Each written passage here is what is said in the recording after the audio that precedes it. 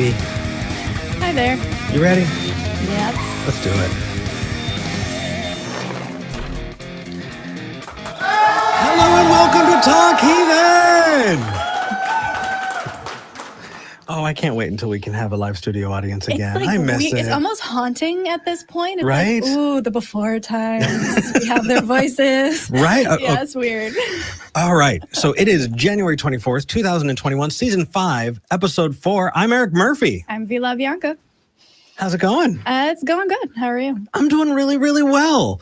So today is a special day for a few reasons. Mm-hmm. It is the first episode of Talk Heathen not under the Trump presidency. Yep. Yeah. That's kind of amazing. I know. So let that settle in a little bit. 2017 to 2021. Yeah, and that way people who are who are listening back to this later can know just how dated this episode is. Oh, right. Yeah.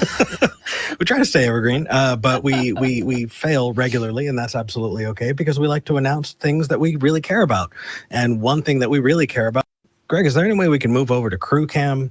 Because today is a very special day. Today is our producer, Greg. You see him in the upper left-hand corner there, waving his hand. That guy, it's his birthday. Greg, we love you. Love you, man. Happy birthday, man.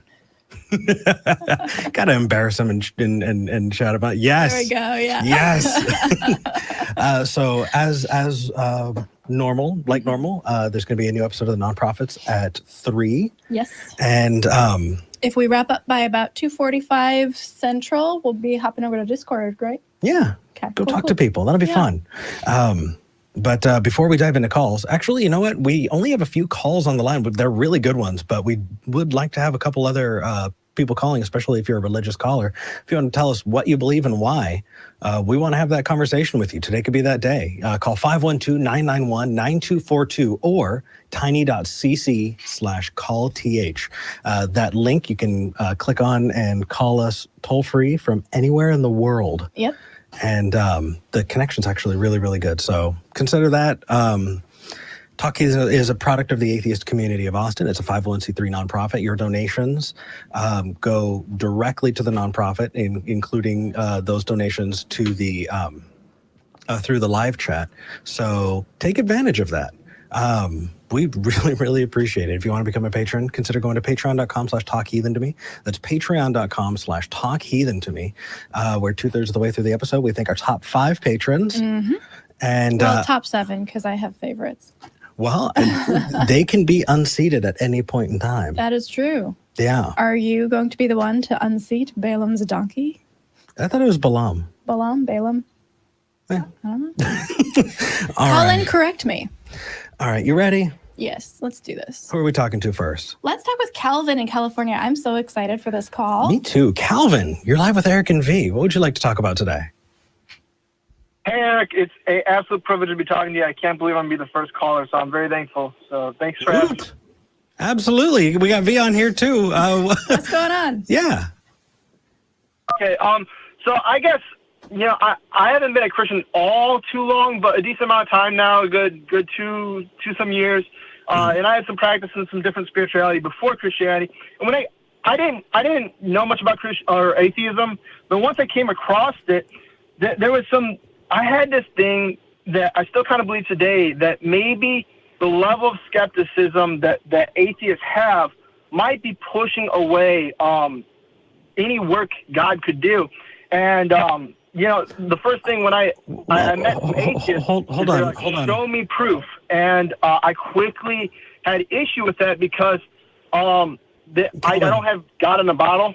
And so, Calvin, the Bible says that... Calvin, can you hear us? Okay. I kind of want to ask you, so you're saying that skepticism was a hindrance here. What is skepticism to you? How do you define skepticism? Well, you're gonna say, or I kind of agree in the fact of, I would say skepticism is, believing something with sufficient evidence. But the problem that I see with atheists is they ask for evidence on man's point of view. And so when I look at certain like people that have had near-death experiences, had dreams or visions, going to hell, they come back and they have these they have incredible stories, they have incredible testimonies, but they never have this, like, I got this answer and I can give it to you, and then this answer that I'm going to give to you, you'll guarantee to believe it. And so, Calvin, one of my problems with Christians. Calvin, I've got a question for you. So you're saying that one of the issues is that skeptics and atheists tend to ask for human level evidence, as opposed to, I'm assuming, God level or spiritual level evidence. If God is in fact wanting to reach humans and understands, I'm assuming, that skeptics exist and would be convinced with the right kind of evidence, isn't it within God's power to give us human level evidence? Or is that unreasonable to ask? If that's what we need to believe and God wants us to believe, why not give us that? Because I think he does. In Daniel, it talks about that he humbled himself before God, and then the heavens heard. And, there's a point where it says Jesus marveled at the disbelief of people. And so, at least from my point of view, I respect the atheist point of view. But how I became a Christian, how many other people became Christian, there's things that people come across and they say, sure. So here's the problem, Calvin. Calvin, I'd like to jump in here. So here's the issue with that. So what's the difference between somebody hearing Jesus and somebody hearing voices in their head? I guess there was one time that I believe I heard the voice, but there is, I think there's a desire that is already in us to find okay, God, so if you really want it, then it's the voice of God, but if you don't really want it, then it's just a voice in your head? No, I didn't come to God because, I didn't ask you how you came to God. I'm asking you what the difference is. So here's the thing, is you're giving us anecdotal evidence. You're saying here are people's personal experiences. Maybe they had some crazy story or dream or whatever. And while I understand that can be meaningful to you, I want to make sure that what you believe is for good reasons, because I've had lots of crazy dreams and I'm not changing the direction of my life because of them. I have to really be sure that what I dreamed must, correlate to reality before I make a big change like that. And I would want you to do the same. So when I ask you, what's the difference between somebody who has some kind of mental illness or is going through a breakdown, for some reason is hearing voices in their head and it's purely them, or hearing the voice of God? Because if somebody says they've heard the voice of God, you're going to want to listen, right? How do you tell the difference? I believe I found God because I humbled myself. God, can you show me? I didn't ask you that, Calvin. Calvin, I can ask you about you and God. But that wasn't the question. I think that many people are I'm going to try to answer this the best I can. Okay, I think many people are trying to have a practice, and they're really trying to find God. And no one ever told me that God moved, and I know you're probably asking me to back that up, but no, I'm going to ask you what that has to do with the question. I view my how I know God moved is I was able to reach out to God in some ways, somehow, however He decided He moved, Calvin. and so Calvin. I think day by day, and God, if you can work in my life, Calvin, please do. Dude. I didn't ask you about that. So this is the second time. If we do this a third time, then we're going to see that you're spinning in circles. We want to talk with you. This is a dialogue, not a monologue. So I asked you how people can tell the difference between hearing voices and hearing the voice of God. And instead, you started talking about how God moves, and that has absolutely nothing to do with what I asked. So I hope you understand. It feels on this end, like you're just waiting for your turn to talk at us, and that does not make for a good conversation. Oh, okay. Well, yeah, I don't want that. Good. I don't either. I just think it might be. I just think it might be a. I can't. I guess I'm just struggling to answer your question, honestly, to be quite honest with you. Well, here's why we're framing it in this way, right? You call in and you say something about multiple people, right? Like you talk about, skepticism and skeptics have a hard time distinguishing between a lack of human evidence and maybe the presence of some divine or spiritual evidence. And so what we're asking is not about you, but about that larger group of people that you brought up, right? These skeptics who need some kind of evidence. And Eric is asking, okay, well, let's talk about this group. And let's say that some of them hear voices and interpret it as, I need to go get my head checked because there might be something wrong. And other people interpret it as, oh, this is Jesus talking to me. Within that group, how do they know who's right? I've never had that issue. I honestly can't answer that question. Can I try? And I hope can I try to put this back in your corner a little bit? What's up? So if we have, let me think about this real quick. No worries. Okay. I know calling in can kind of stressful as well, and it can feel very rushed. And I remember the very first time I did an episode on Talk Heathen, my heart was pounding out of my chest. So it's cool. Take your time. Yeah. What's going on? We want to talk to you. Awesome. So if people, they asked Christopher Hitchens this once. He didn't entirely get a answer, not because of his fault. I think it was just rapid question. But how can you, if we just evolved to have the system we have, and we don't have a free will, how are we not? How can you even tell that you're stable enough to do the chemicals if we're just biological? Well, how are we? Those are amazing questions, Calvin. Those are great questions. Would answering any of those questions have anything to do with believing in a God? Well, because you're asking me how I tell the difference, but in that perspective, the same question goes for, if I have no free will and it's just a chemical reaction happening at all times of life. There are believers who do and don't believe in free will as well. So I don't know where the free will piece comes in, but specifically, earlier you said I'm having a hard time answering this, and that is totally, and it's totally understandable why you would have a hard time. I think it is an intellectually honest and very, very brave thing to do, because you have to be vulnerable to be able to admit, hey, this is something that I'm having trouble with. And I would love for you to take that back to wherever you want to. Take it back to a pastor, take it back to, and research it and look into it. How do you tell the difference? Well, okay, I think it would be best if we talked in you and me terms. I don't think the group thing is working as well as maybe it would other times. Calvin, this is my question. And I think this ties back to what you were bringing up, right? You were tossing it back to me, tossing it back to us and saying, hey, how would you tell the difference, right? How would you determine that it was just something in your brain versus God, right? Yeah. Right. Okay. So what we would do, what a skeptical position would be, is to say, all right, this thing is happening to me. I am experiencing voices in my head. Let me look for proven things that cause this to happen and explore all of those options before jumping into an unexplained or spiritual element. So the reason that I would probably guess that I needed to eat something or get some sleep or go see a doctor is because I know for a fact, because we have studied and proven that this happens when those things are a problem, when those things happen. So that would be my first line of direction. It wouldn't go straight to God. Only after I had fully examined all options and got rid of all of them would I then even start to think about something else. Does that make sense? Yeah. So, people with these, I got this question, and it might veer off a little, so I do apologize, but it's something I really want to hear from an atheist. Okay, and then we do have a couple of other callers we want to get to, so Gotcha. Don't get me wrong, talking to you is fun, but go ahead. Last thing. I'm enjoying this.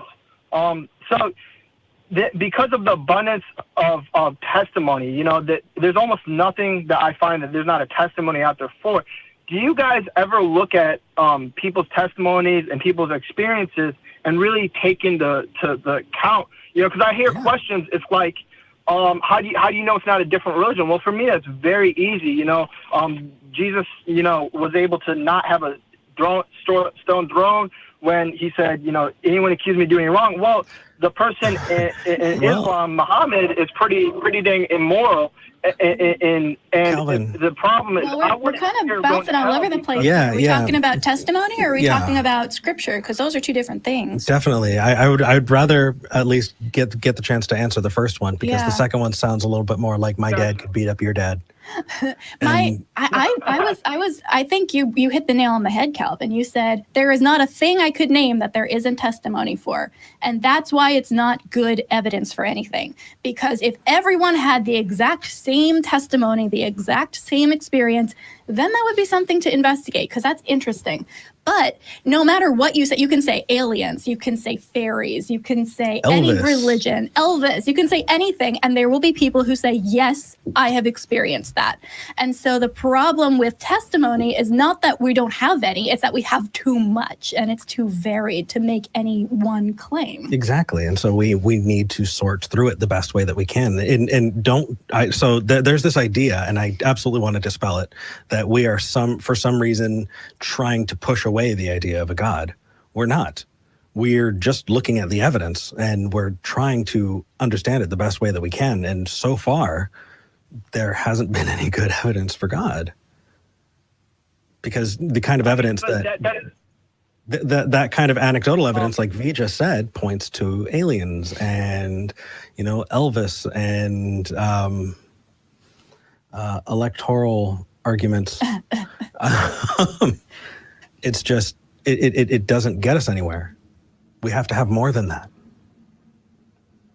So what would you need to believe in God? Because if I have to, sure. people touch on certain spiritualities, and then so they already put the position above God. The God needs to show them to me, and God says, I want a relationship with you. Come to me humbly. And then they assume that they can test the devil, like the devil's a weaker than them. Calvin, and the devil's real. He wants to keep you in your position. No, Calvin, we're not getting into your fan fiction, and we're not getting into Christian fan fiction. I really don't care what people want to talk about in their fanfic. That's fine. That's up to them. But don't put it on me like I live in that universe. It just doesn't work that way. I mean, we can sit and we can argue the same thing about Lord of the Rings and Harry Potter and any other fictional universe, right? But that doesn't mean that it doesn't get us anywhere. If you want to call back and tell us why we should care about the Bible more than any other book, I'd love to hear that. Mm-hmm. But today's just not that day. Right. And if you were to do that and convince us that the Bible was somehow inerrant, that would go a long way to proving the God that you believe in. So the answer to your question, what would make us believe in God? Well, a good first step would be to prove that the Bible is true. So if you want to call back next week and talk about that, we certainly can. Sure. Or a solid definition for God, like, period. When people have these near-death experiences, they have these Bible verses they've never seen before coming to them. So a lot of things they've never experiencing. Do you think that's still delusion? Calvin, this is kind of a little like, call back in, and we can talk about near-death experiences. We can talk about any of the other biblical inerrancy. We can go multiple ways with this, and we want to. We just need to make sure we're getting other callers on as well. So give us a call back. We want to talk with you more. Yeah, pick one, and we're going to try and stay in that lane so that we can flesh it out. Okay. Yeah. Okay. Thank you. Thank you. Take it easy, Calvin. That was a pleasant call. That was. Calvin. I like it. Yes. I kind of want to talk to Danny. Oh, let's do it. Danny. In L.A. Yes. You're live with Eric and Vi. How's it going? Louisiana. Oh, Louisiana. Louisiana. There we go. I want to say that's Louisiana, not Los Angeles. I'm absolutely embarrassed. Eric has not had enough coffee today. Danny in Louisiana. Of course it's Louisiana. Why would I? What did you want to talk about today? Please help me get through this, Danny. Well, it's this idea of evidence with respect to God. I'm not so sure if it really applies to the notion of God, and I'll try to illustrate, right? Suppose we went in a time machine and we went back to around the time Jesus died and supposedly resurrected and ascended into the sky, right? Now, let's say us three, we went here, you saw the death of the crucifixion of Christ.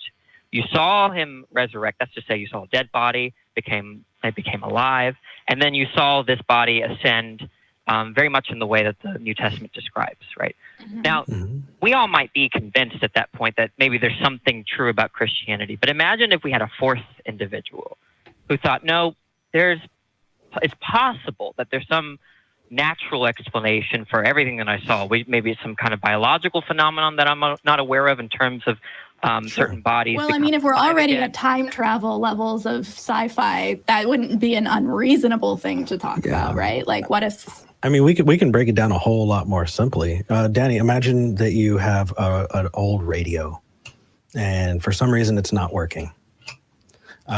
Would you take it apart, or would you assume that gremlins are in the radio? I would take it apart. Okay. So you took it apart and you're looking at the pieces, and there's a piece that's broken. Would you assume that a gremlin broke it? No, I wouldn't make that claim or assumption. Okay. So you definitely are looking for naturalistic explanations that describe and help you understand what's going on, right? So it seems like you're using and looking for naturalistic explanations to understand things. So you put it back together and you plug it in and it's working. Are you assuming that gremlins are in the radio making it work? No. Exactly. And I don't think it's a hard stretch. I don't think it's a hard stretch to have that same kind of thing for God. We do it with medicine. We definitely don't want to assume that somebody's being possessed when they need insulin.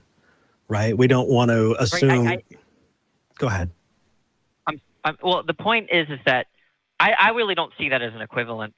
I don't see it as an analogous or analogy to what I was saying. The point is that if there's some kind of anomaly, let's take your radio example, and the radio just started floating in midair, right? And then it changed into a chicken. I don't know, Sure. right? The point is that is consistent. There could be some set of natural laws that could explain that. We just are not, we had never come by such a kind of observation. But it's even worse than that. Even worse than that. Because if we really want this to be analogous, it's, hey, Danny, you're going to come over to my house and I'm going to tell you, Danny, guess what? There's a radio and it flew into the air and it turned into a chicken. And you said, Eric, where's the chicken? I don't have it. Where's the radio? I don't have it. Did you see it? No. How do you know about this? I read it in a book. Would you believe me?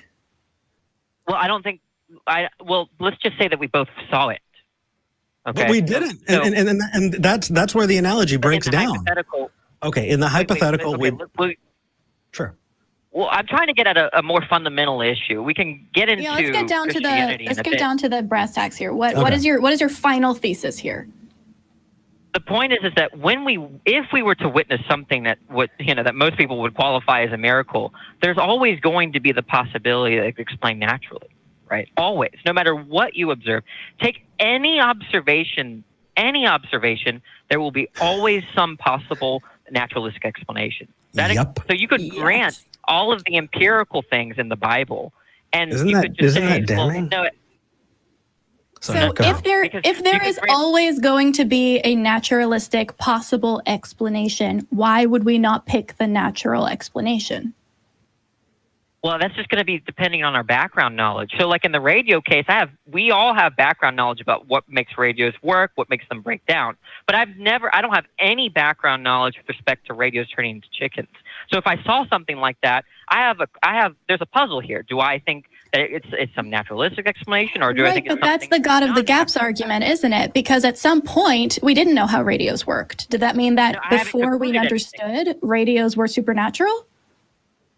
No, but I didn't actually make a conclusion there. I'm saying you're faced with making a conclusion, right? Right. So, and my question is, why conclude anything other than this works naturally in a way we don't understand yet? I think I answered that it just depends on your background and knowledge and your background beliefs, right? It's not going to be, I don't think there's going to be rigorous criteria for making one decision over another if it's that anomalous, right? And that's where I think I'd got some pretty rigorous criteria if a radio turned into a chicken. I'd be like, show me these facts right now. Yeah. Here's the thing. Granting your response, we come at this and we have our background knowledge, our background education and understanding of the world to make a decision. Does everyone have equally valuable and accurate background knowledge and understanding of the world? I don't know how to answer the question. We all have our past experiences, and that's kind of where our inductive reasoning kind of comes from, right? That there's these patterns in our experiences, and we make inferences from them. But the problem becomes is when we see something, right, that does not track anything in terms of our background information, and we have a choice whether, okay, is there some, I agree that there's some possible naturalistic explanation, but it also could be an intentional explanation, right? And if you choose one or the other, I don't think any is going to be more or less rational. So you're saying, okay, so the idea of correspondence theory of truth versus cohesive theory of truth is essentially what you're getting at here. So I'm defining a true thing or a thing that exists as something that corresponds to our, best understanding of reality. And it sounds like you're saying that something is true as long as it is backed up by prior experience that is internally coherent. Well, I think the problem with correspondence theory of truth is it's susceptible to something called Bradley's objection. So the idea is that, like, if there's this proposition, like, let's say, New York City is the capital of New York State, right? And that corresponds to something in the world, and it's in virtue of that relation that it's true. But then there's the relation, right? It's relation to both the proposition and the state of affairs in which, you have New York City and the New York State. And there's going to be some kind of relation between that, and then there's going to be another relation between that, and it's going to cause an infinite regress. That's one of the reasons why I don't accept correspondence theory of truth. I don't know if I explained it well. Infinite regress is just the word of the day, it seems like. I actually don't see a problem there. Right. How does the coherence theory of truth get out of there? Like, if that's going to be your argument, I don't see how any version of anything could not end up being infinite regress, including a God, frankly. Well, the point about, I think you're talking about the coherence theory of truth. That has to, I think there are a lot of versions of the coherence theory of truth, but the most basic is that something is justified in virtue of, go ahead, did you have something to say? I just wanted to make sure that we were back on the tracks here and talking specifically about what you wanted to call in about. Yeah, I'm fine. I don't want to digress or go on a tangent. This is something we love doing, and we would absolutely, but we just want to make sure we're on the same pathway here. So you called in, and it says in the notes, why do atheists need evidence for God to believe in it? Yeah. Right? Okay. Mm-hmm. The point is that I am making the claim that it's just not a matter of evidence at all, right? Because it's just going to be dependent on one's background beliefs in terms of what counts as an explanation for belief. Yeah. Does it matter to you that it's true? It does. Okay. Is truth for you different than truth for me? We've established. Well, we could I could just use the correspondence theory of truth so we don't go on a silly philosophical tangent. Sure. But the point is that I think we live in the same universe? Do we live in the same universe? Well, presumably, yes, hopefully. Okay, let's grant that and move forward. We need to understand things about this universe. We want to understand as many things as we can. And so we have to evaluate the evidence to come to conclusions. But not everything is a matter of evidence. Like, think about mathematical and logical truths. Those are not a matter of evidence. How do I know a thing is a thing? How do I know that A is not A? Yeah, now you're just playing word games. Honestly, if you want to try and swap around verbs and nouns so that things, no. A is A because we define it to be A, and if we decide to define A differently, then it would be something different. But the fact that presumably we're having I'm sorry. Go ahead. Go ahead. Presumably we're having a philosophical dispute, not a semantic dispute. Typically what people mean by evidence is what they would expect to see given something to be true, right? So if there was a horse in my room, there are certain observations that would confirm that horse being in my room. There would be something that goes neigh, it would have hooves, whatever, right? But there are certain things that generate no such expectations that we can still prove apart from observations. Like, and I gave an example like math and logic, right? No. Math and logic are just... you think there's... Do you think that we live in some kind of Platonic universe wherein math and logic are just some abstract concept that are intangible? What the hell, dude? These are explanations that we have for the world around us. We use numbers because we developed these concepts so that we can understand the world around us. This is linguistic. But the fact is, to point to something like that and say it exists in some kind of... Platonic realm makes absolutely no sense, and I'm not going with that assumption. How do you explain Go ahead. But the point is that if you understand evidence the way I just construed it, what you would expect given something to be true, is expect to observe, okay? Then I don't see the sort of generation... when we talk about the number 9, that it's odd, that's divisible by 3, yada, yada, yada, right? Okay. So those are all true. Yeah, so let's plant this right back where we started, okay? Should you expect any kind of evidence for God? Does God answer prayers? I don't think so. Well, it depends on what you mean by answer, but... Wow, that is a semantic I thought we humor. weren't talking semantics. Yeah, that is a ridiculous thing on its face, and shame. So, okay, we'll leave the God thing and answering prayers on the table. Let's go to... Give me the opportunity to explain myself. I would ask that you give me the opportunity to explain myself. You could ask God for something. He could hear the prayer, but he might have a different plan in terms of meeting your prayer, right? So what you're saying is essentially God is unfalsifiable. Well, at least as far as prayer is concerned. Okay. God is unfalsifiable. Danny agrees. Why should we believe things that are unfalsifiable? Well, because there are certain things that can be proved to be true that are unfalsifiable, like God or math. Wait. You can't use God to... no. My brain just...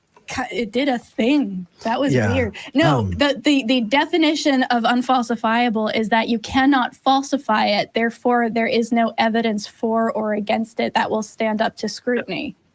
Falsification comes from Karl Popper, right? Karl Popper applied the falsification criteria to empirical empirical stuff, science stuff, right? Okay. But when you're talking, falsification does not apply to logic, metaphysics, and... Go ahead. So you just said God was unfalsifiable, and now falsifiability doesn't apply. And also, if you're going to, again, compare logic and metaphysics to some kind of Platonic thing, I'm out. Because if you want to have that conversation, we can have that conversation on another channel. No. Okay. No, well, we're not going to do that with numbers, and we're definitely not doing that with your God.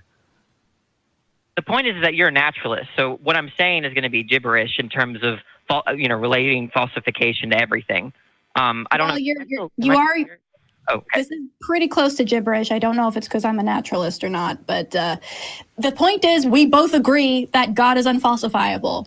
So I'm good with I'm good with that. That's cool. The time to believe in God then is the time that we all understand that we're the Matrix as well, or some kind of brain in a vat. But there are a lot of things that are true, that are unfalsifiable, that are shown deductively. Because, like I said, if falsification is understood. We'll talk about numbers on your next call. Trust me. All right. I think the way you're treating numbers is painful, but we'll get there. Take care, buddy. All right. Bye.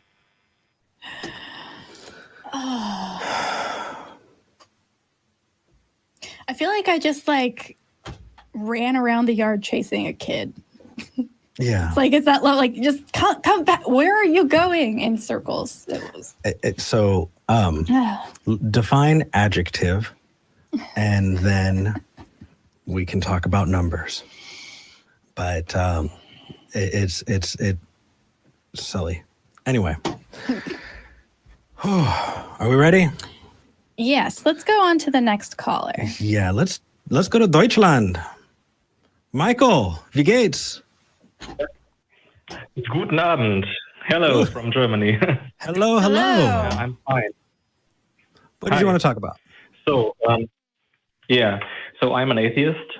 I had doubts since I was 14 years old or so, but I went through with everything because it's just a tradition here. So it doesn't matter a lot, or it doesn't matter to many people what religion you are. But you just do it for going to church and going to dinner afterwards. So, and when I was 14, I didn't believe anything, but I just thought, okay, these were some good stories in the Bible, and I went along mainly because you get a lot of gifts and money if you go through confirmation. So, and when I was 18, I said, this is all nonsense, and I read Dawkins' book, and I basically turned atheist, or agnostic atheist, or whatever you would want to call it. So then I married, and my wife insisted that we married in a church, and I went along because I said, no, it doesn't matter. Sure. I don't care. If you really want to, we went to church. Now I have 3 children, and they are all baptized. And my oldest will be at the age for confirmation in 2 or 3 years. So my question is, if it's just cultural, and I don't feel that they have a large disadvantage from this, and I think I can steer them and make them skeptics, should I intervene and talk them out of confirmation or talking them out of staying in the church? So I don't want to destroy your relationship with your family. And so I want to make sure that I put a very, very big asterisk on this and say, we're just 2 assholes on the internet. Yeah. But if you want to listen to us, I think the most important thing is teaching your kids to be good thinkers. Because if you go one subject at a time, then they're going to be dependent on you for their understanding of reality. But if you just work on making sure that they have the tools that they need to understand the world around them, then they can apply those tools without you. And I think that in doing that, you can inoculate them not just against religious indoctrination, but also possibly against a whole lot of dishonest actors, a lot of woo and a lot of bullshit. Yeah. Yeah. So the thing is, I think I myself was cynical enough as a 14-year-old to say, why should I opt out? I get over 2,000 euros of money as gifts. So I just played along. And I don't think I want my children to play along for the money. So I was about... Hey, you know what? Religion does a whole lot of harm. If you can get a couple $1,000 out of it. Well, he's the one giving the money. So, I mean, but you had that opportunity, right? Yeah, I mean, it would hurt me because they probably wouldn't get the money from grandpa or grandma. I don't know if they would play along. I don't think they are Christian enough, or it's a very loose. So I personally know only a very few people who really believe they are just cultural Christians. So the situation here in Europe is a little bit different. There are a lot less fundamentalists here. So I don't think there is a lot of outcry. So I think honestly, we put a lot of stock into the rituals and the culture of religion, and it's really up to you to determine whether or not this is something that is a moral obligation for you, right? Is this something that morally you'd feel like it probably wouldn't be a good idea and you want to object to, the church being so integral into the culture? That's one thing to do, but it's not going to make them into Christians. It's not going to do anything to them to make them less skeptical necessarily if they go through this primarily cultural ritual that will then, be counterbalanced by you as a skeptic and an atheist parent, giving them the tools they need to think about it. So I'd almost say as a kid who was denied a whole lot of really interesting stuff, that stuff became 10 times more interesting once I left. And so one thing to think about as well is if you treat this cultural, religious environment as somehow forbidden or dangerous, that's going to actually probably pique the interest of your kids, as opposed to just saying, hey, this is something that we do culturally. It really doesn't mean anything. Like, we'll go through it. It'll be a party. We'll get a dinner, and then we'll come home and I'll give you how to read, God's not great or something. I mean, it just, a lot of Jewish people do it that way. Your kid gets mitzvah even if you believe or not, because it's a cultural tradition. And I know I feel the same way about Christmas. So yeah. So my wife also didn't turn Catholic, even if all her friends were Catholic, and she went to a Catholic youth group in her youth. And she just did it because her friends were there. So probably just better to do it for the socializing and take the money, and then maybe they will leave church so that they don't have to pay church taxes when they earn money later. Yeah. Because church tax is mandatory here in Germany after you, if you don't leave. So I left right before I had to pay any. Nice. I mean, yeah, honestly, dude, if the question is whether or not you should give your children more experiences, give them more experiences. You know, it's more about making sure that they've got the tools to decipher the world around them than it is to make sure that they come to your conclusion right away. Maybe they need to go down that path to come out on the other end understanding, but that's just what it was going to take. It's better that you not try and curate it for them, because then it becomes a forbidden fruit that they're now going to want to do because you just said no. You know, just help them through. Yeah. But again, we're just assholes on the internet. Yeah. So take that with a grain of salt. I hope that. Fine. Yeah, hope that helps, Michael. Thank you for calling in. So I think, thank you for taking me. Okay. Have a good rest of your day. Are you ready to lose subscribers? Oh, God. Yes. All right. Oh, God, yes. So our moderators in the live chat, we love you very much. We are sorry for what is about to happen. One of our favorite Christian callers is calling back, Kathy in Pennsylvania. Kathy, you're live with Eric and V. How are you doing today? I'm good. This is my beloved daughter's birthday today. Oh, happy birthday.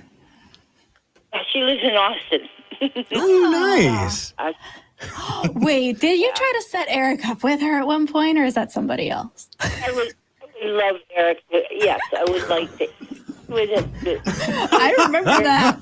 I forgot. Sorry, that may have been inappropriate. It tickled me. What can we help you with today, Kathy? Called to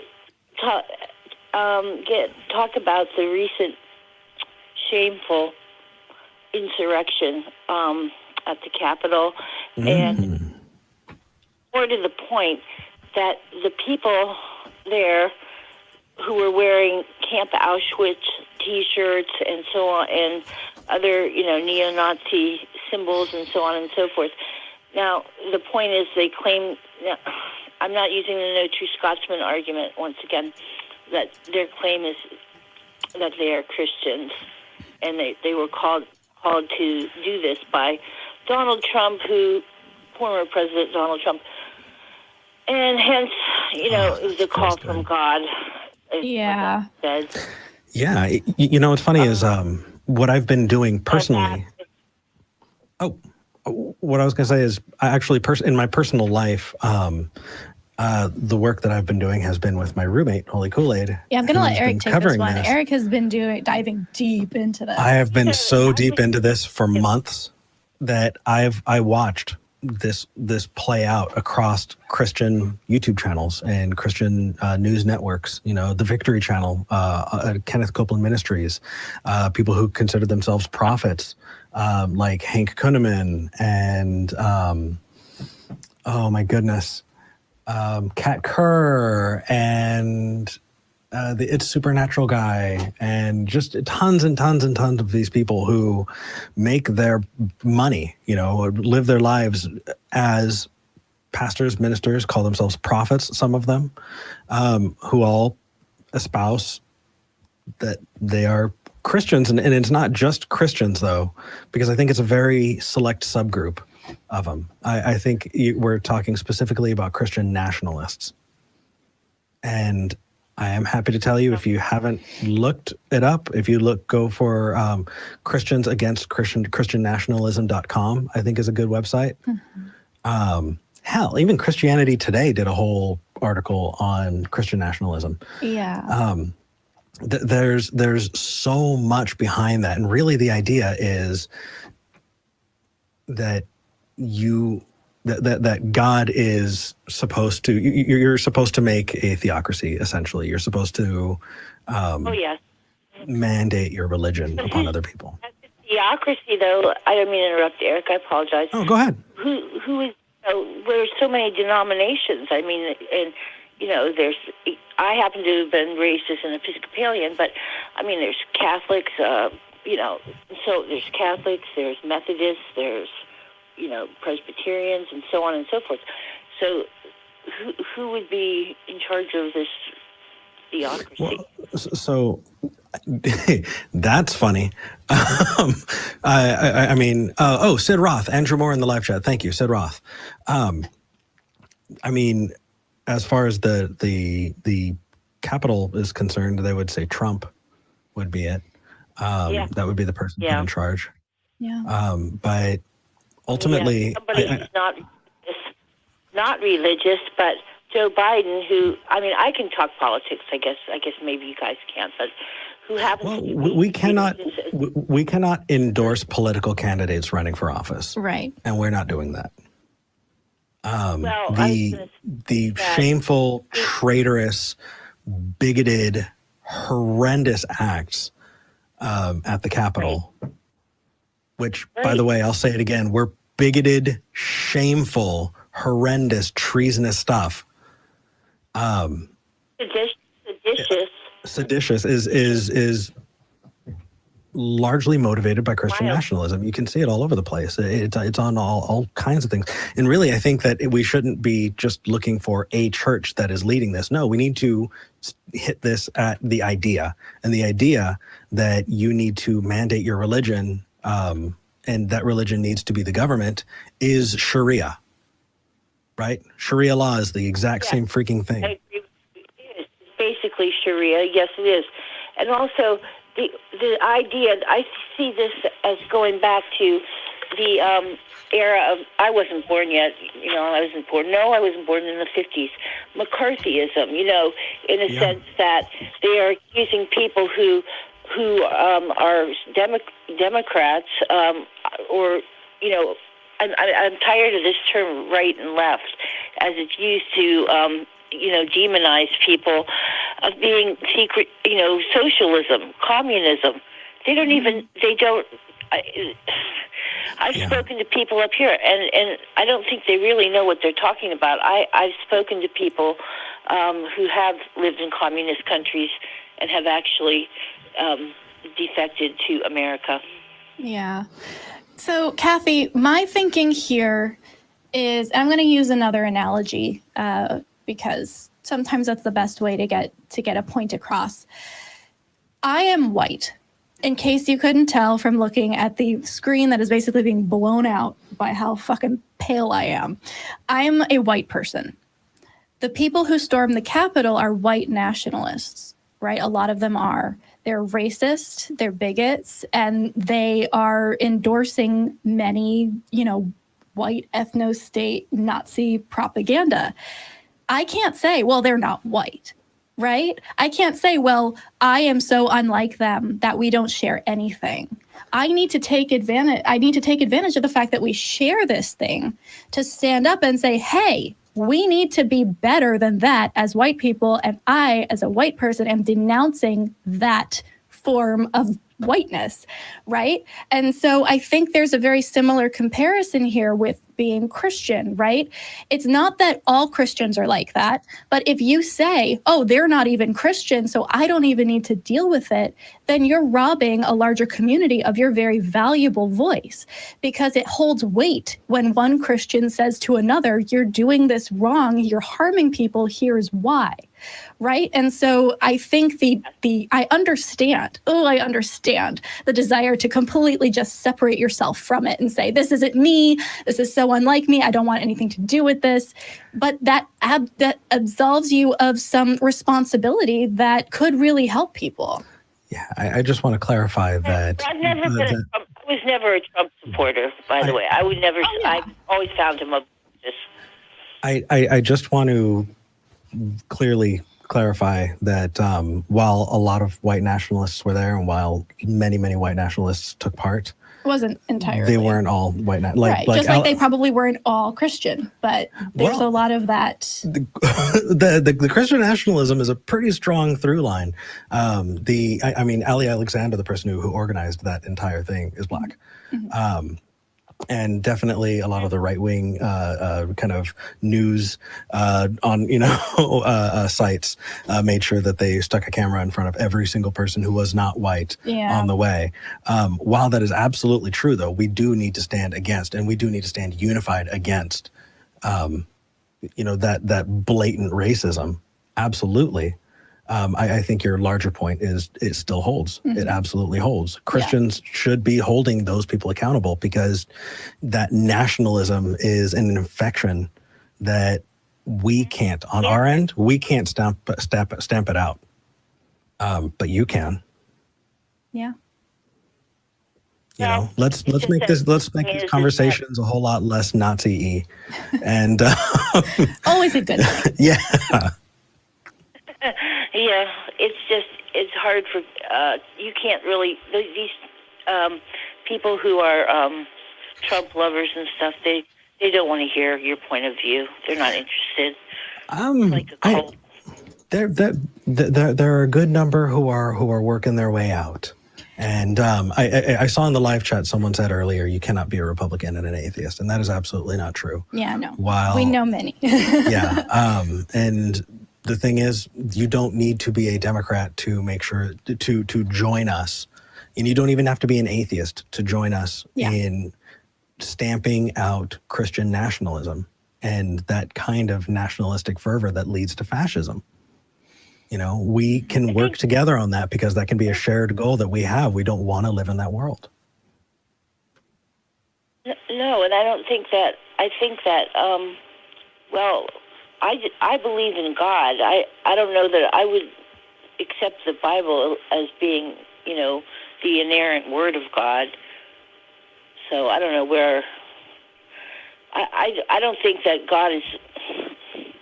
It's hard. Not the God that they are referring to would be, it's more anthropomorphic, the way they see it, in my opinion. There are so many people. It's something that we love talking about so much that we have a show, and we ask them to call in, because those are the conversations we love to have. But Kathy, the fact that you called in and wanted to say, hey, that you join us in this push and this fight against this nationalistic, fascistic, push in the nation, we stand right there with you. 100 years, Hitler, if they would watch it, if they had any sense, they would go to the library or, watch watch how Hitler came to power. But you don't see it. You don't see it while you're in it. You don't see it while you're in it. You know who had a really good video about this, by the way? Jesse Gender just put out a very, very beautiful video about how to de-escalate a single person from this kind of cult mentality. And that's kind of what I want to leave you with, Kathy. It sounds like you might be struggling with, well, what do I do? There's so much, there's no use even like reaching out, because they're so far gone.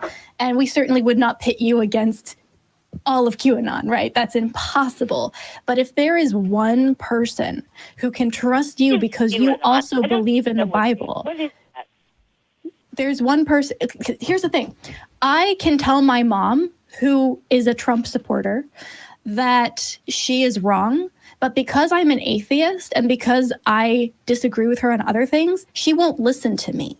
She thinks that, we just have too many differences of opinion, so she doesn't take that to heart as much. Now, if one of my siblings, who is Christian, were to tell my mom, you know what, Mom, here are some things that are problematic or concerning, she would be more likely to listen to that person because they are Christian. So this is where you come in, right? This is where you can do some really good work that other people can't. If you can bond on that and say, we're both Christians, we both believe in God, we both believe the Bible, even if we interpret it differently, here is what I think. You have a better chance of making a difference in a single person. Well, I lost her, but keep going because that's important. Yeah, I just wanted to pitch Jesse Gender real quick for a minute there. Go for it. Because, of course, they use Star Trek Voyager as an example of how to sorry. No, that's okay. Yeah, I just wanted to pitch their channel. So Yeah. can I help you? Oh, so sorry, we had a little bit of a technical issue, and we're getting that fixed right now. In the meantime, actually, I worked on another video as well with my roommate, Holy Kool-Aid. I know I shout him out a lot, but that's because I'm working with him a lot. And we just put out a video. He just put out a video called "Who Really Stormed the Capitol." Nice. And it was pretty damn good. I really liked it. Yeah, go check that out too. Yeah, The it got point shadow is, banned on YouTube, by the way. It is being talked about, right? We are having these conversations. It's so important. But I think that the point here is that everyone is going to be able to touch one person. And that's all we can ask, right? Yeah. The person who watches Holy Kool-Aid's video that you put together is going to be impacted in a way that somebody else isn't. Yep. The person who watches Jesse's video, the person who watches Us. my, like whatever form it takes, like we need to keep talking about this. And I love that Kathy called in. Me too. So let's see here. It looks like we may be back up. Let's go with Link in Washington. Link, you're live with Eric and V. Hey. Hey. Hey there. What do you want to talk about? So I called. I think it was at least a couple months ago. We were talking about hell and stuff, and it was like the last thing that was clinging me to being a Christian. Yeah. I remember that. Yeah. And I have recently come out of that. I took like a step back from all the skeptic stuff that I was watching. I just wanted to like think about it by myself for a little bit. And at the end, I just couldn't believe it anymore, so I don't. Cheers. I don't know if that makes any sense, but That makes perfect sense. You're talking to people that makes a lot of sense too. Yeah. Yep. It says that you want to talk about building a new epistemology from scratch. Is that about right? yeah. So when the last time I called, V was talking about like building neurological pathways, and they used the example of like learning how to play piano. Yeah, I remember that. Yeah, and that helps me because like I'm learning how to play piano, so like Oh, yeah, there you go. that's a good example to use. But like I don't like I was telling the call screener, I don't want to just go from I go to church and this is what they say, so this is what I believe, to now I watch the ACA and this is what they say. Right. You know, I had someone who would message me almost daily, and they were flip-flopping and saying, I'm a Christian today. I can't believe I was ever an atheist. I'm an atheist today. I can't believe I was ever a Christian. And it was just going back and forth to the point that I was just like, I can't keep contact with people like this. This is not, you know, they wanted hours and hours of my day, but what it boiled down to was exactly that, right? How do you ground how you understand things about the world? And unfortunately, it's mostly piecemeal. And you're not going to get it right the first time, and you're not going to get it right the second time. In fact, you're going to be working on it for the rest of your life. It's just practicing, you know, asking yourself, hey, you know, why do I believe what I believe? Do I have good reason to? And often you do, which is fantastic. But keeping that track on yourself makes sure that you don't wind up in really, really weird, esoteric places. So you just take it a little bit at a time. You do not need to, Rome wasn't built in a day, right? You don't need to do everything at once. Right. Okay. Yeah. Okay. Yeah, I can do that. Yeah, and go for it. Oh, no, sorry. I was just thinking as I was listening. Go ahead. You're actively listening. No, that's There wonderful. you go. No, I love that you called back in, Link. Thank you so much. Also, I just want to echo what Eric said here, which is you don't necessarily need to start from scratch, right? Just because you build on what other people have already built doesn't mean that it's indoctrination, right? There's a very big difference between doing research and building on other people's research and asking questions and finding people who, might make a lot of sense to you and being indoctrinated. So I understand the hesitance, and I felt it myself when I go, oh, I am saying a thing because I know it's the thing that a host of the ACA says. And I don't know if I actually thought about it all the way through or buy into it all the way. I need to do some more thinking about this. In fact, I did this the other day with the backfire effect. Yes. Yeah. Yes, you did. That was a really good video you put out. I thought it was real. And the backfire effect is essentially, if you make an argument that makes somebody question their own moral stance or a worldview, they will not only reject your opinion, they will also believe it more strongly than before. Yeah. And it turns out there isn't really a lot of good evidence to back up that happens. And so I was using it because I heard other atheists use it, right? Oh, well, that's backfire effect. And then I did more research. It was like, oh, wait, it's not actually. Thing. And guess what? I'm not ostracized, right? I can decide that doesn't work anymore. I'm not convinced. And the other atheists are like, oh, cool, that's awesome.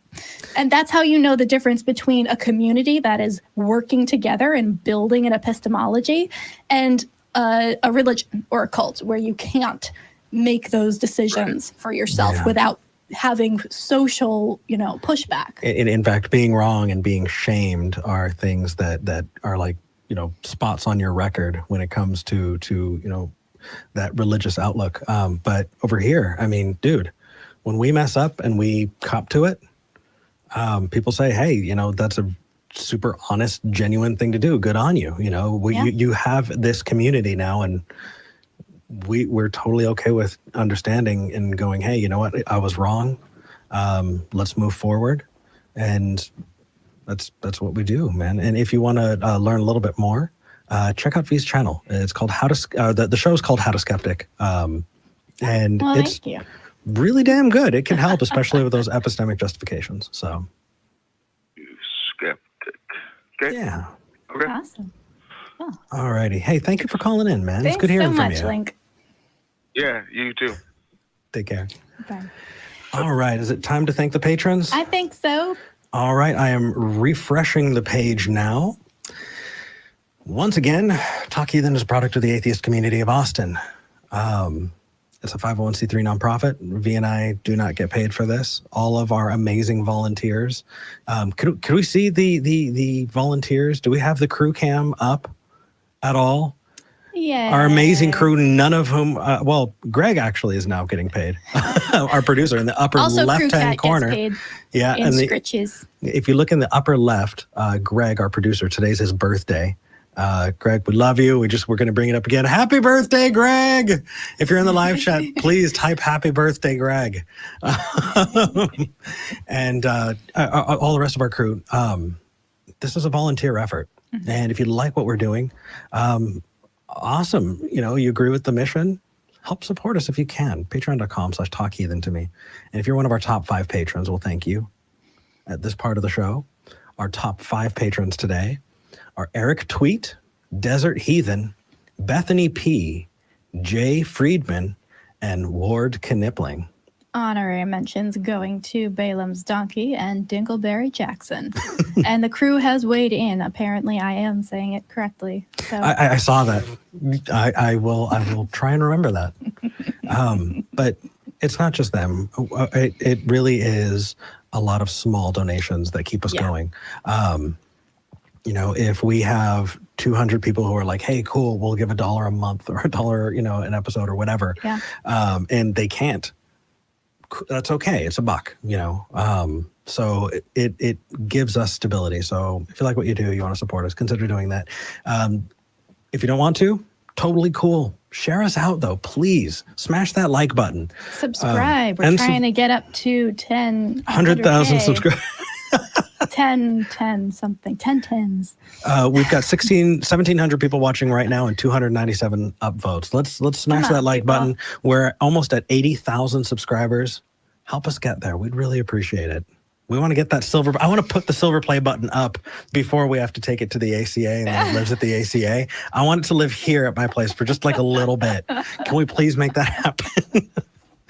All right. With that said, you ready to move on to the next call? Yeah, I'm actually curious to talk with. Oh, it dropped. That's sad. It's all right. Anyone's fine now. The Okay. person I wanted to talk to went away. I want to talk to John in DC. John in DC. You're live with Eric and V. How are you doing? What's up, guys? Hey there. Hey. I'm good. How are you? Really dang good. I've been watching you guys' show for years, and I have to say, you guys are some of the smartest people I've ever met. Like, I know I'm fanboying right now, but like, I can't believe I'm talking to you guys right now. Well, thank you, John. And a religious caller to boot. John, I appreciate that. That's really sweet. Yeah, what can we help you with? Yeah. Let's chat. Oh yeah, of course. So just to give a little bit of like background on who I am. So I'm a teen from like outside of Washington D.C. I've grown up in a Muslim household for my entire life. Basically, like I've done a lot of Muslim things. I actually just got back from like reading the Quran for like around 3 hours today. So Okay. like I guess it just shows how religious like my family is, and like I've honestly I've gone through 2 phases in my life where I've been extremely religious and I've been extremely irreligious, and now I honestly don't know what I am. So I mean I've just been trying to find out what I believe are my religious practices. Mm-hmm. Yeah, that's fair. That makes a lot of sense. I've been there. So have I.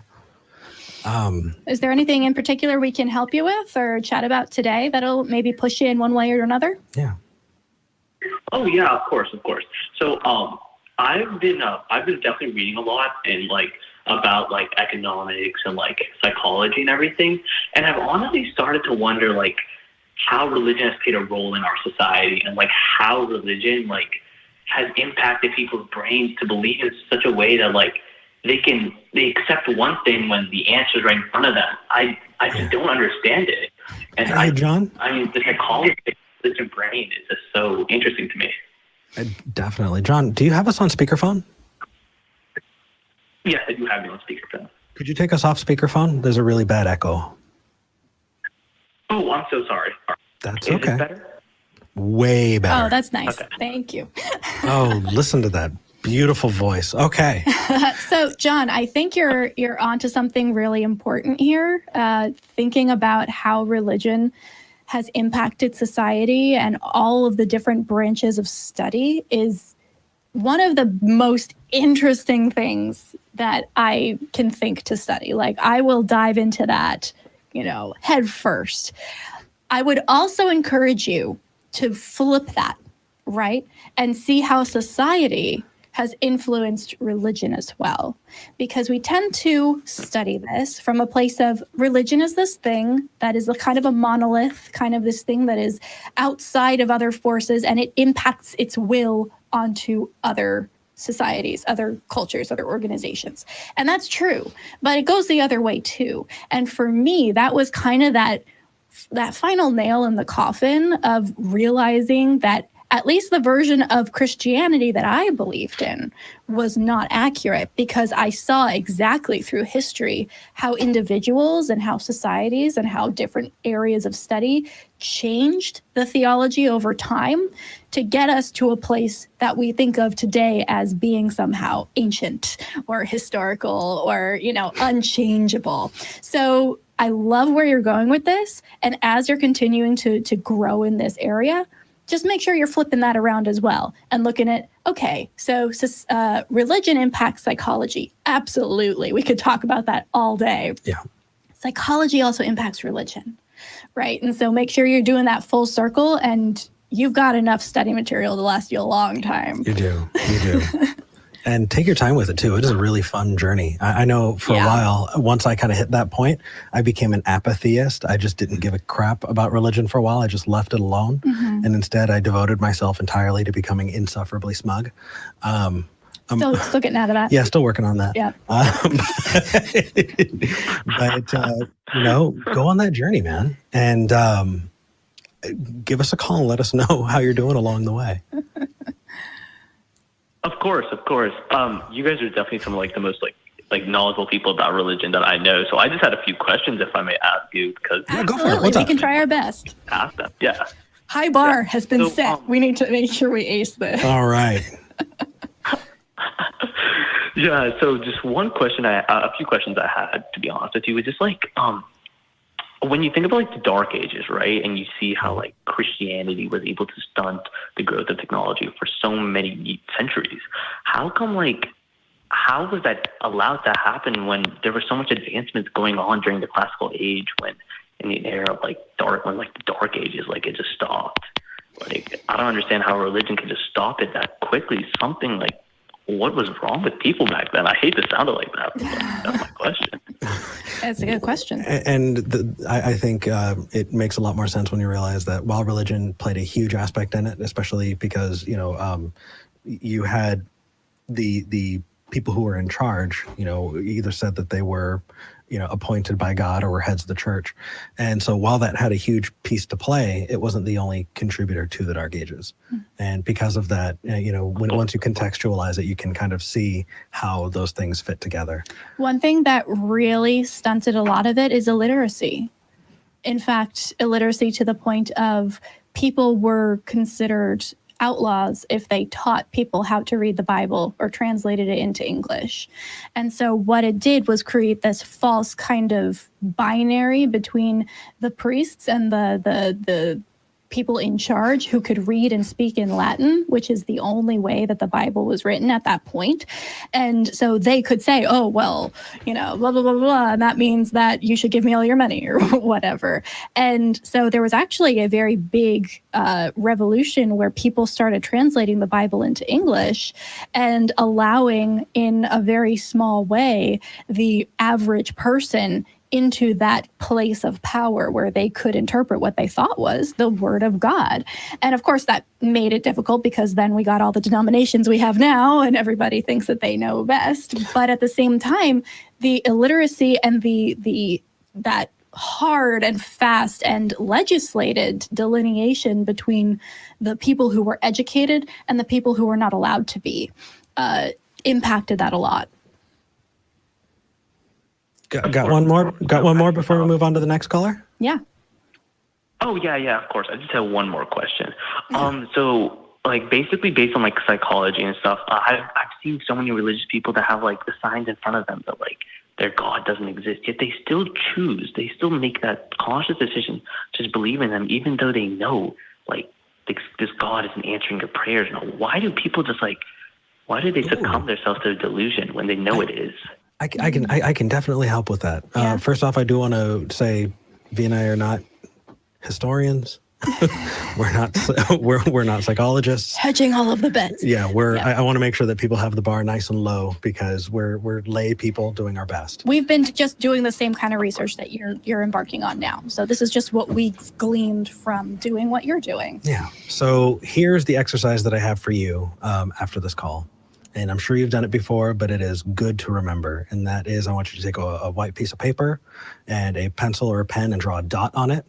And then fix your gaze in one particular direction and move that dot until it disappears. There you have a blind spot right in the middle of your vision. And your brain works very, very hard to hide that from you. You fill in those things on your own, given the context of what is around it. Mm-hmm. We all have blind spots. People settle into that even without good evidence, even without good reason, even when it's detrimental to them, because they have that same blind spot that we all do. It's the same reason you stuck in it for as long as you did, and we did for ourselves. It often takes being exposed to and working with those ideas to feel comfortable enough to even try it. And so why do they do it? Because they're just like us, man. There's also the idea of, you can't necessarily choose your beliefs, but you can choose to bolster specific beliefs, right? I can say, I didn't choose to be a Christian, right? I grew up in that. I was convinced it was outside of my control. But when I started questioning things, I had a choice to make. And I could choose to start diving into this and asking those hard questions and dealing with this discomfort. Or I could choose to go find someone that gave me an answer that I liked, that stopped me from asking more questions, that put me to rest. And so it could be that while you see these people as having this ability to choose whether or not they're believing, whether or not they're accepting these things, it could be that they're at that inflection point, right? At that moment where the paths branch away. And they might just be choosing to take the path more traveled, right? They're choosing to take that path that is going to keep them safe emotionally, because it is a hard process. And if you've been going through it, you know it's uncomfortable to start looking at your life and being like, okay, where was I wrong? And how wrong was I? And how do I fix this? And a lot of people just don't have that emotional or mental energy. And the sad thing is that initial hurdle stops them from getting to a place where they don't have to even worry about it anymore. So I think being aware that something that you offer, a question you ask, a piece of information that you give them could be the difference between them choosing to go in the direction they would have or choosing to continue questioning. Yeah. Of course. No, that makes complete sense. I totally understand. I've been in that same predicament myself. And as you guys said, you guys have been in the same predicament, you guys too. So I understand that this is my last question, but I just want to thank you guys for taking my call. It's honestly been great just to talk to you guys. And Awesome. Well, I'm so glad you called in. And as you continue discovering these things and doing research, if you have more questions, you are absolutely welcome to call back. Yeah. Thank you guys. It's been great and it's been a pleasure. I've had a lot of fun talking to you guys. Good. We did too. Take care, man. Have a good rest of your day. All right. We had some really awesome theist callers. We have, yeah. I mean, who would have thunk, right? We actually have things that we can agree on and move forward with. Yeah. And yeah, I love doing this. It's awesome. I love doing this. Yay. As far as the insufferably smug thing, I know. And it's also the face and it's also the voice. If you don't like me, totally understood. I don't like me most of the time either, but there are other shows. Just find what works for you and find that community that works for you. That's all you got to do. Promise. I'm not upset. I'm really not. Okay. Who do you want to talk? Let's talk to Jason. Okay. In Tennessee. Jason and Skye, stay on the line. We want to talk to you too. Jason in Tennessee, you're live with Eric and V. What would you like to talk about? Hey, what's going on, guys? Hey. Oh, man, you sound so good. Great audio coming in. Yeah. Well, I feel good today. I'm trying to do some good work for people. I'm an agnostic atheist.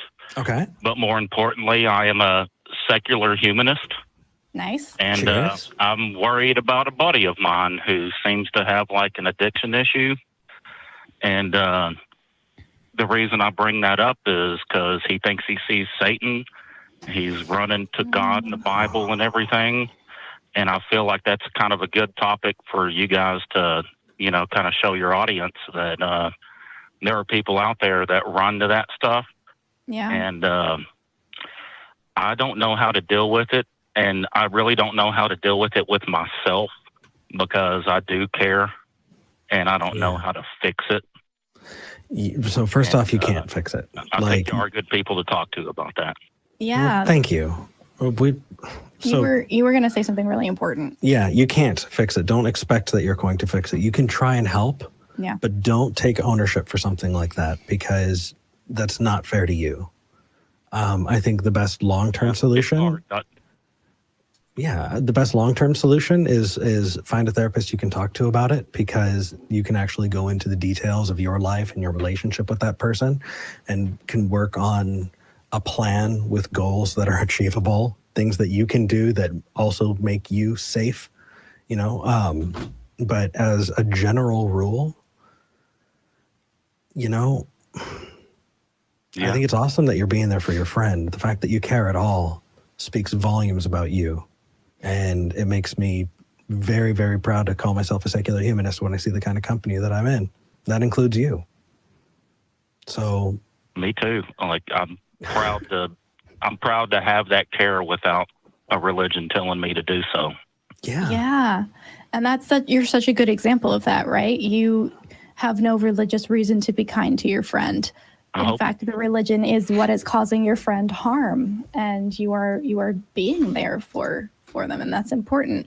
I think I would ask, have you talked with your friend about seeking professional help? Is that something that they're not open to right now? I have. He's not open to it, but I have been pushing very hard. Well, within reason, without being abrasive. But I've looked up stuff. I've tried to, I know a couple of places. I can get him in but the person in question needs to choose. Yeah. I can't do it for you. Agreed. And it's a good thing that you know that. Yeah. I would take a look at Maslow's hierarchy of needs. If this is somebody that's in crisis, their theological underpinnings, it's probably not the perfect time to go over that, but helping make sure that they have what they need so that they can address those more intense subjects, things like food security, having a roof over your head and being secure that you're not going to not have a roof over your head, feeling like you have support or friendship, those kinds of things, right? Helping in those ways can help get them stable enough, right? And helping, knowing that, or getting medical care, right? All of those are necessary before you can start hitting those higher issues. I'm trying to lead by example and show that you do not need that kind of mentality to live a life that is rewarding. Yeah.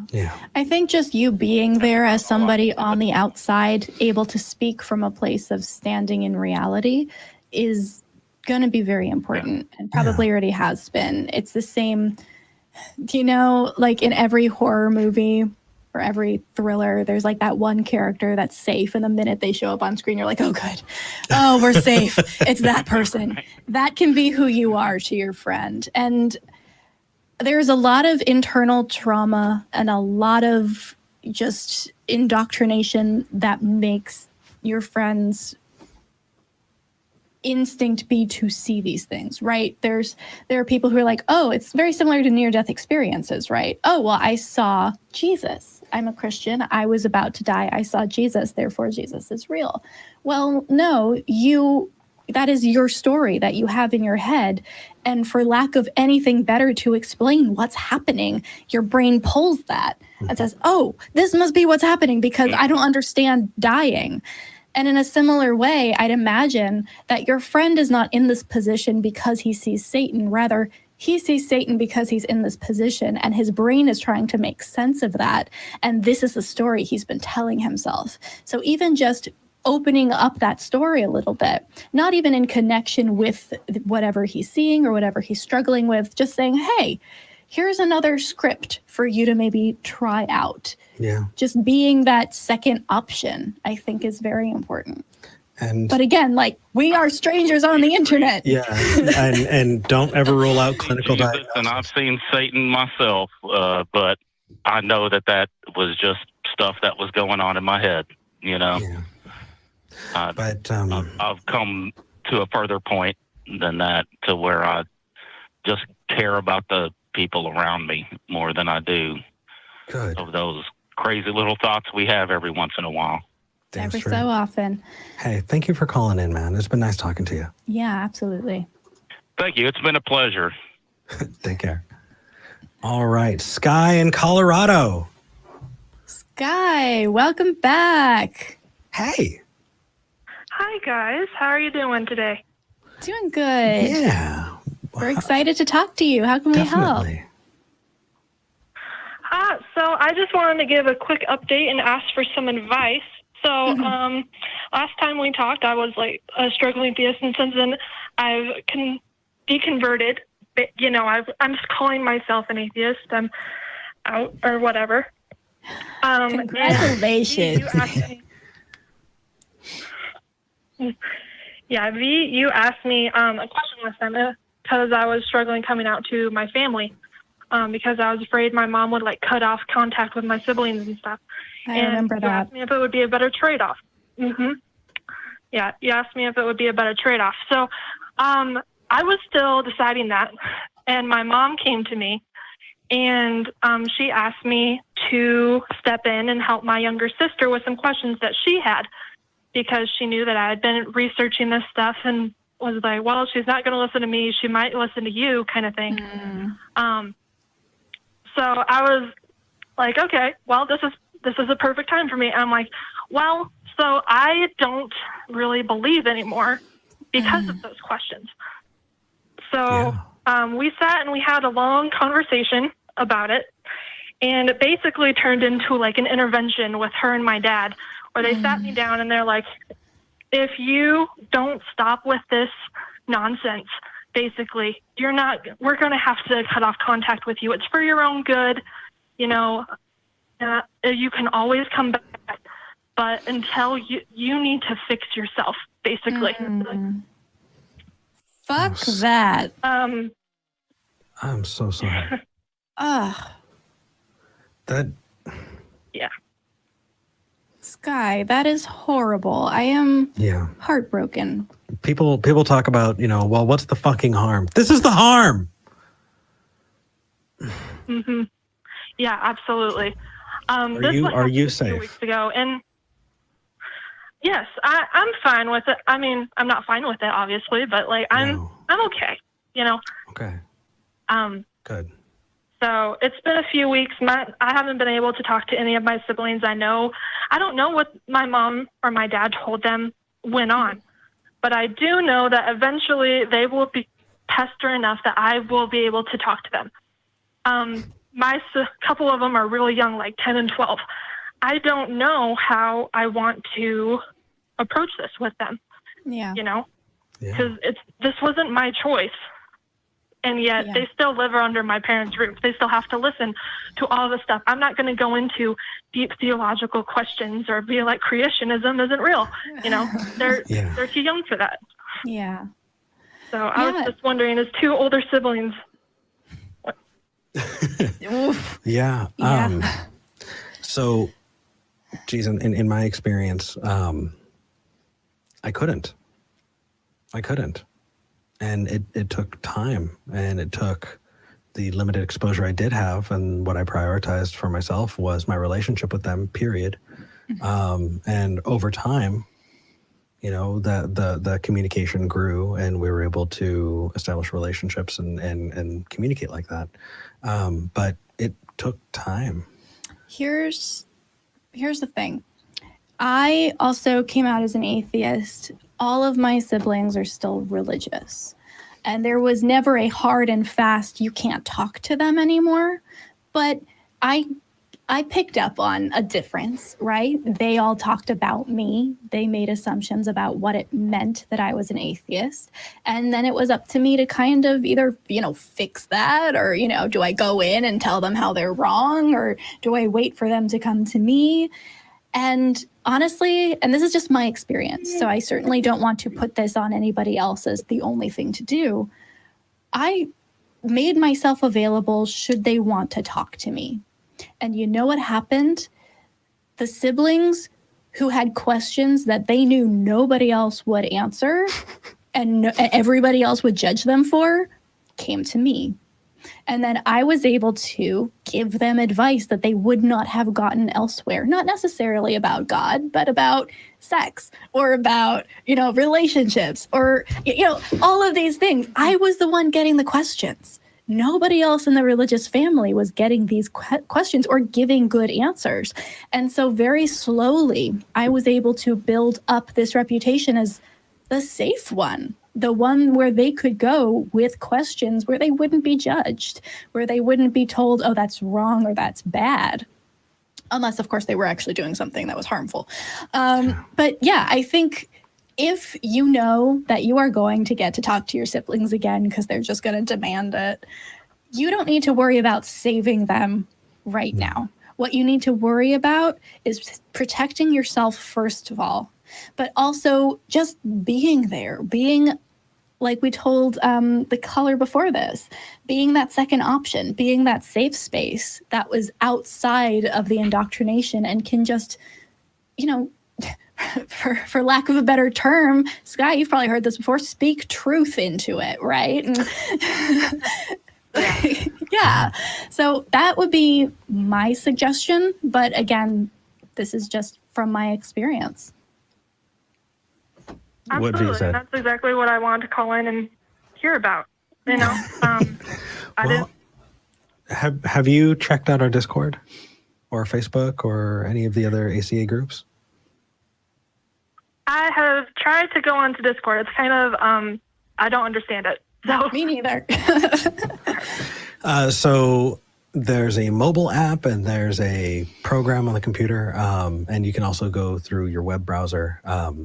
And we've got a really awesome community. If not, check us out on Facebook because we have some amazing people who I'm already seeing tons and tons of love going your way. And I'm sure there are lots of people who would love to talk to you. So if you'd like to, join our community. Come and say hi. Absolutely. Thank you, guys. Yeah, this is great. Thank you. Thank you for calling into an update. Happy Sunday. You too. And call back if you have other questions, or maybe if one of your siblings does come to you with a question and you'd like help answering, we're here for you. Cool. Thank you, guys. Of course. Take care. Bye. You know, I really do want to go to the Discord. I missed, like, I know that you were on with Katie last week, and it was awesome to see, but I love doing this. I'm excited about this. So I kind of want to move to the Discord. We've got the link. We've got the all the stuff down below in the lower third, tiny.cc/ACA Discord. Let's throw up some love rings. Let's shout out our crew. Yeah, sounds good. I think we should shout out the crew first, because otherwise we're going to be layering stuff. You're right. You're right. Can we move to the crew cam? Crew cam. Yay, hey, Greg. Happy birthday to you. Shame him. Happy birthday to you. Happy birthday, dear Greg. Happy birthday to you. I like making it awkward by staring at you while you're singing to someone else. I don't care. I enjoy it. Greg. You like the cringe. Thank you. Greg, thank you for everything that you do. We love you. Yeah, we do. You ready for love rings? Yeah. Oh my gosh, I can't wait to see all the hate comments. Eric, don't ever sing again. Anyway, ready? 1, 2, 3. All right. So we're going to move over to the Discord and say hi to everybody and all that good stuff. Whether you believe or not, hey, we're getting through it. You know, if you live in the United States, plans are being put into place, and even if you don't, right, the vaccine is out and people are slowly but surely getting vaccinated. We're going to get through this together. But in the meantime, it is so important that we take care of each other. So whether you believe or not, if you need to be out there putting yourself in danger for everybody else to be safe, thank you. It doesn't matter. We can argue other days, but we want to thank you, whether you're working in hospitals or stocking grocery shelves or anything else. Thank you. If you don't believe, hey, we're glad you made it. We're here for you. And we're not therapists, and we're not historians. We're not scientists. We're lay people. But we see value in this. And we're not going to cut you out for asking questions. Damn straight. Or coming to different conclusions. Like, you're here and we can question together. Yeah. And if we do cut you out, screw us. Find that community that works for you, because you deserve it. And nobody should be without that. You know, everybody needs somewhere to belong. Yeah. So if you made it, welcome. You belong here. But for those of you who do believe, we don't hate you. We just think you're wrong. See you next week.